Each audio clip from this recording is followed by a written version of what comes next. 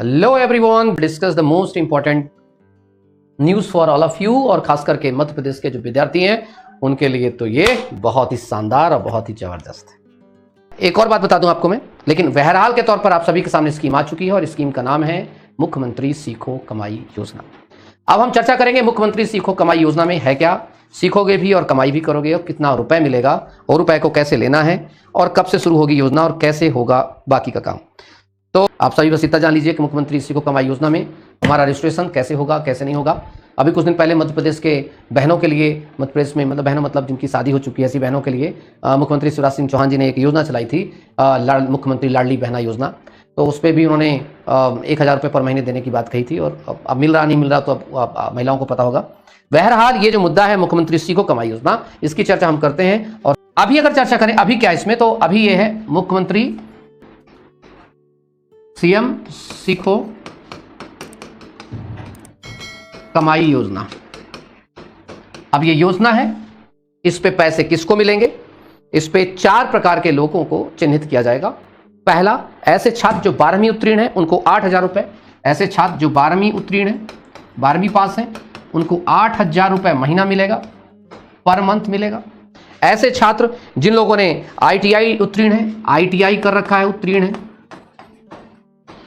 तो ITI उत्तीर्ण वालों को जो है 8,500 मिलेगा बेटा, पर मंथ मिलेगा। और ऐसे ही करके जो डिप्लोमा उत्तीर्ण है बच्चे, एक तो हो गया ITI डिप्लोमा, एक है कोई डिप्लोमा कर रखा 12वीं के बाद, 12वीं प्लस डिप्लोमा है, उनको 9,000 रुपए पर मंथ मिलेगा।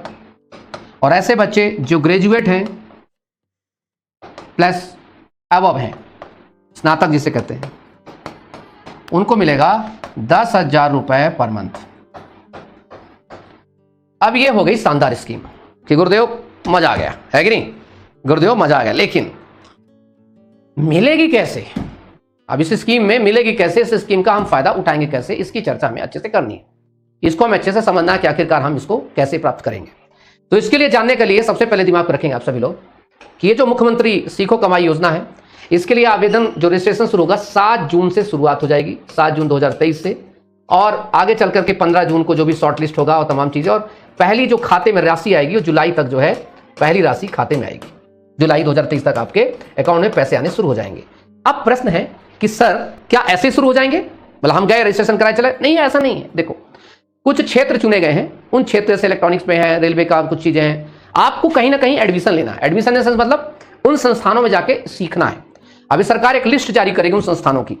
अब देखते हैं वो संस्थान फर्जीवाड़ा करके क्योंकि आपको पता है स्किल इंडिया का एक बड़ा मुहिम चला था, और फिर जिस प्रकार से नेता के चाचा के चाचू के चमचे नेता मंत्रियों के लोगों ने उसको जिस प्रकार से चरा उस योजना को, आप किसी से नहीं छुपाए आप, लेकिन उस योजना से बढ़ करके कुछ किया जा रहा है। इसका मतलब DBT, डायरेक्ट बेनिफिट ट्रांसफर। इसका मतलब हुआ कि अब इंस्टीट्यूट के खाते में नहीं पैसा जाएगा, डायरेक्ट बच्चे के खाते में पैसा जाएगा। तो इसका काम कैसा होगा, इसका काम ऐसा होगा मेरे बच्चे कि सबसे पहले सरकार द्वारा जो चिन्हित किए जाएंगे, सरकार द्वारा जो चिन्हित संस्थान है, तो सरकार द्वारा चिन्हित संस्थान में आपको जाके एडमिशन लेना है, मतलब सीखना है।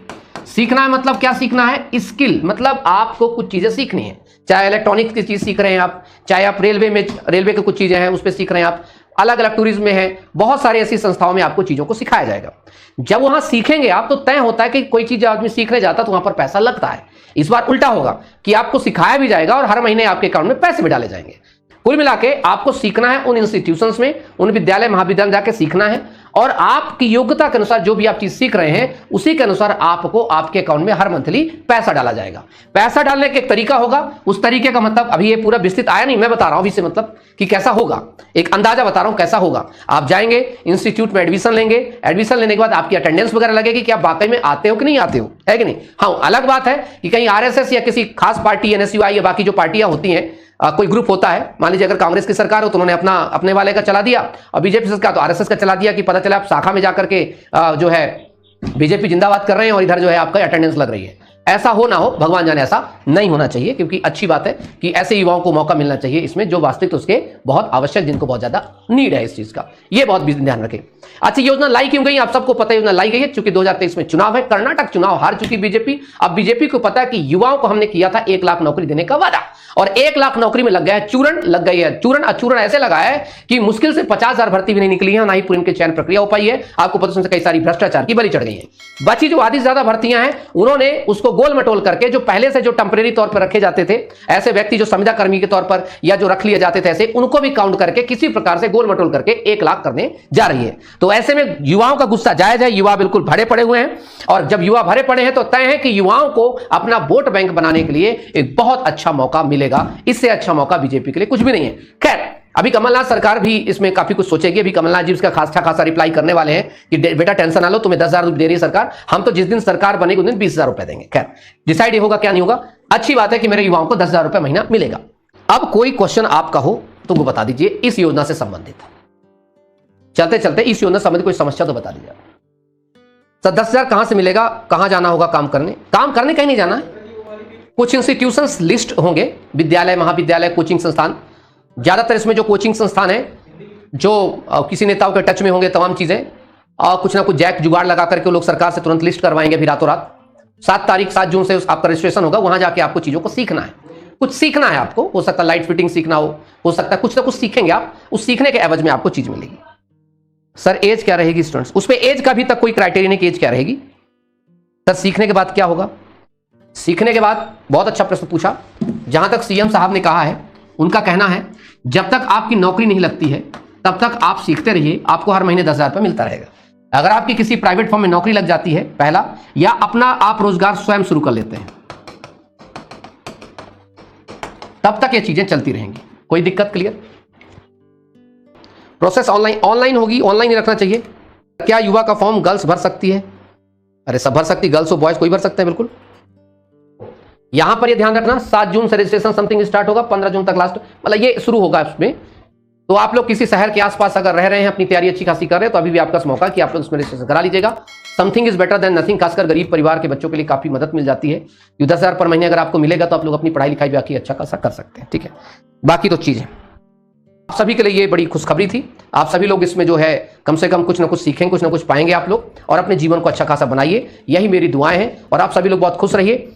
लेकिन सबसे बड़ा सवाल ये खड़ा होता है कि कहीं ऐसा तो नहीं कि ये योजना बलि चढ़ जाए सिर्फ कागजों के, क्योंकि अक्सर योजनाएं बहुत सारी आई हैं। युवा स्वाभिमान योजना आई है, पता नहीं क्या क्या योजनाएं इस प्रदेश में चल गई हैं।